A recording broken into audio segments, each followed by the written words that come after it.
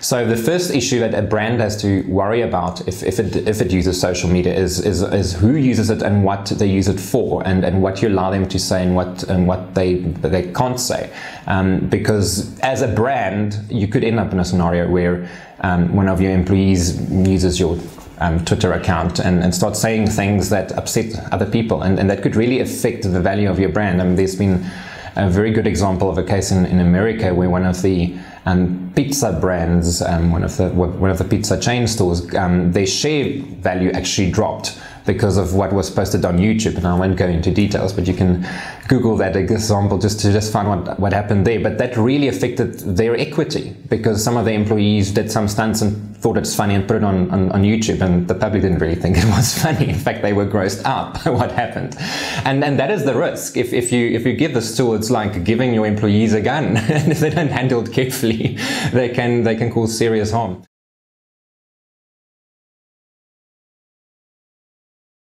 If you start comparing your brand to someone else's brand, that technically speaking isn't allowed in South Africa if you look at the ASA code, for example. So there you have to be careful. The ASA has some guidelines for when you are allowed to do comparative advertising, but it's something that one should be aware of. You can't just, if something goes wrong at one of your competitors, or if their sales figures aren't looking that great, start making major comparisons between your brand and their brand. And one of the reasons is because the law doesn't like it if people piggyback and use other people's brand value to build up their own brand value. So it's a whole issue and the controversy around comparative advertising, but it's something that people should keep in mind, because social media is so easy to use these days.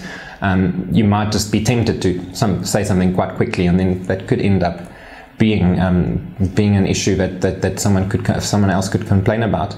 An interesting thing that's also developing overseas is where you allow a brand ambassador or someone that you're sponsoring to tweet on your behalf, or where you require them to release certain tweets about your brand in terms of their sponsorship agreement or their brand ambassador agreement. And overseas, that's become a bit of a tricky issue. So there are certain disclosures that you have to make, for instance, and say, well, I am the brand ambassador, so that's why I'm saying these things about this brand, because obviously there's not just an individual that was impressed by a product. They're being paid to be impressed by the product in certain cases, and they're being paid to say great things about that product. So it's similar to the advertorials that you get in newspapers, where you have to say this is a paid for advertisement or whatever. It's not just an objective article. So that hasn't raised its head in South Africa yet, but there are actually rules in Europe that regulate these things. So that's also a different aspect of social media that is already used. I mean, people appoint brand ambassadors in South Africa and they make them tweet.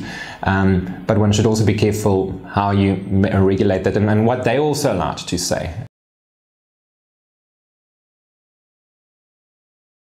Not at the moment. If it's your typical advertorial, so you often see this with health products. So you'll think there's an article about this great product that's going to cure your flu or whatever, but meanwhile it's content that's been written for that brand. So there you have to say this is an advertorial, and there are certain guidelines about that. But in the end, it's going to be best practice, because if what you're doing is going to somehow mislead or confuse the public, you are going to get into trouble, whether there's a rule about it or not. If what you're writing conveys facts and it looks like this is a factual article and it really tells you buy that brand because it's better, meanwhile you're paying the journalist to write the content that says that is better, you're going to still have certain issues. And I mean, it's the advertising angle. You might even end up with the press ombudsman. So there are various issues that might raise their heads if you're not careful with that. But it's an interesting tool, and I'm sure if you use it correctly and if you're just being transparent, I think the biggest thing these days is consumers want brands to be transparent. I mean, that was been the underlying principle in the Consumer Protection Act also, is that as long as you're clear and you convey the accurate information to the consumer, they can make the decision. And it's the same kind of thing in advertising. As long as you give them the facts and you're not misleading them, then you should be fine. So same kind of thing with advertorials and all those things. If you just say this is an advertorial, then the consumer at least knows that they might have to take it with a pinch of salt.